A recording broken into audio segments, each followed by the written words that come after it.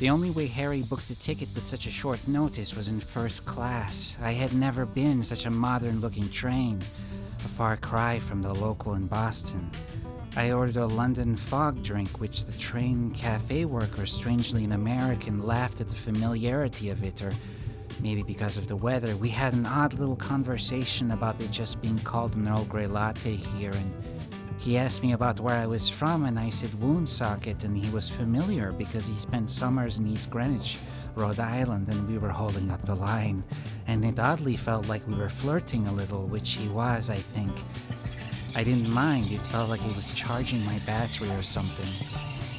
But where am I really from, he teased, alluding to my accent, and I told him honestly the place I come from doesn't exist anymore. And he said, got it, like I had given him a code, and then gave me a cheeky wink as he finished the drink to give to me. People are funny. I guess I am people. A young lady of Asian descent was sitting across the aisle from us. She was oddly for this time not on her phone or computer or even had a book. She was only staring straight ahead, a blank, although perhaps troubled expression, I could not quite tell. Her jacket was Uniqlo, which I recognized because I'd almost bought the same one. Hers was a pure white. Her hair was perfectly coiffed, not a hair out of place, and she had a single, almost graceful-looking scar above her left eyebrow, like an X with one of the lines a little shorter. She might have been 20 or in her early 30s. She looked like she had been reanimated after a long sleep and was waiting for a command. I couldn't help but sneaking a glance in the reflection at her.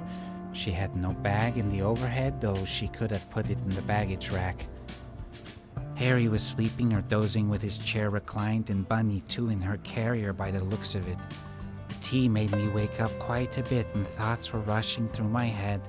I wished we were alone because somehow the presence of the young lady made me nervous. I almost thought about going back to the cafe car and talking to the young man some more, but he was clearly flirting, and would I be leading him on? All the while the young lady did not change her expression. You could have made me believe she was not real, or that she was an actor staging some kind of interactive theater exhibit. Her stillness and blankness was remarkable. I probably could have started drawing her, but somehow I was almost afraid of it. My mind kept telling me that she was an illusion, like a hologram. And then we had arrived. I had taken the very last drink of my latte, and just as Harry woke and shook off his slumber, the young woman nearly vanished.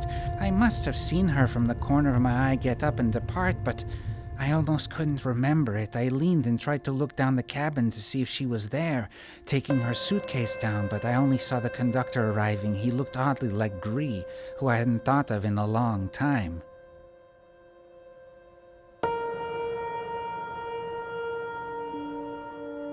The London sidewalks looked like they had been frosted and sugar-spun by some mischievous god of pâtisserie. Odd little icicles hung from the rear of our taxi and on awnings, and the fog was thick and almost like inhaling icy steam. The cabbie was nervous. He'd almost slid off, he said, and warned us he'd have to take it slow. On the way, we passed several bobbies on horseback who were blocking off roads, along with several car accidents. Although pedestrians seemed largely unperturbed, I saw joggers.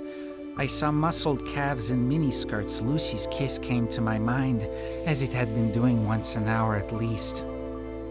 Bunny stayed sleeping in her carrier, and Harry too was dozing off again. I didn't know if he was nervous sleeping or simply had slept badly the night before. The cabbie said a few things to me, but I couldn't hear him, and after a while he stopped trying. The young woman on the train kept coming back to my mind also for some reason. A waking dream, one of the voices said. A waking nightmare, said the other. Not now, you two, said the third. We arrived at our destination. The fog was less thick here. It looked more like a normal London road. We had to steady our feet as we exited, as the roads were still icy. In front of us was a cafe with a sign that said, "Be back, love." I followed Harry around the side of the building, and he knocked on the little bat knocker, a little obvious, I thought. We tried again after a time, but still no answer. Perhaps she's, sleeping? Seems unlikely with Balkus how he is. Harry tried the door, and it was open. They were nowhere to be found, but neither was there any sign of disturbance. Harry lifted the coffin, presumably where Leona slept, and inside was a wrapped condom. I see, said Harry. You see what, Harry? What does this mean? Just a code. I know where to go. I must have made a face when we got to the store because Harry laughed at me when I told him I'd wait outside. He came back out with a note from Leona. Terribly sorry, you two. I can't really explain, but we had to leave. I'm not sure when we'll be back, but if you're up for it, all I can tell you is that we'll be in Lima, Peru, or at the very least, that's where we're heading initially. And we'll leave instructions at the usual, closest to the English embassy. Will be the same dumb passcode you boys put in place, I suppose. The apartment, as you probably found, is open, so make yourselves at home. Apologies. I had to. For Balkus. Well, to the airport, Harry. Not that simple these days. I'll try for a private plane, but I may not be able to. Let's return to the apartment and take a beat. I'm uncommonly tired. Indeed, it hadn't escaped my attention that Harry did look tired. Older even. I did not want to ask him if he changed his glamour, used his magic to age himself, or if he simply was looking a little haggard from all the comings and goings. It seemed unlikely that it was the first. I looked at myself in the reflection, but I looked fine. As I caught my reflection, my attention strayed at the strange harnesses on their mannequins, and the memory of a strange time in one of the monasteries I had taken refuge at once flashed into my mind. The fog lifted and everything suddenly looked crisp. Ruddy faces smiled at each other in relief, an uncommon sight one would think for the oft-reserved Londoners. Every flirtatious look in my direction gave me a little buzz, and I had strange yearnings, to draw mostly, although Lucy came into my mind again as well, making my heart ache, my mind twist. "Don't look at us," said the voices. Harry spent some time in Leona's coffin room, but not to sleep. He and the bunny inspected it for clues, it would seem. At one point I found him just crouched, his back against the wall, absent-mindedly staring at the half-open box while Bunny scurried around it, smelling its corners, possibly some faint traces of incense around it. The air purifier hummed in the corner. Its red light gave the room an ominous vampiric glow. "Are you okay, Harry?" Bunny smiled at me as I asked. Oh, fine. Just... revenge is tiring, Neto. Yes, I would say so, Harry. It implies a need for justice, I think, but does abandoning it admit a renouncement of it, or... A powerlessness. There has to be something larger, and that's the crux of it, isn't it? With the collective, we put our faith in the possibility of building it into something concrete. We saw humanity's yearning for ideals and thought we could align ourselves. The ideal, yes, but we didn't really talk about our own ideals, did we, Harry? We simply believed that humanity had some kind of grasp on them. I believe she had a grasp on it, Neto. I think we thought she did, anyway, but more so I think we were just in awe of her and loved her. We were all no different than pups in love, I think. We acted like mortals even as we claimed to harness our own immortality.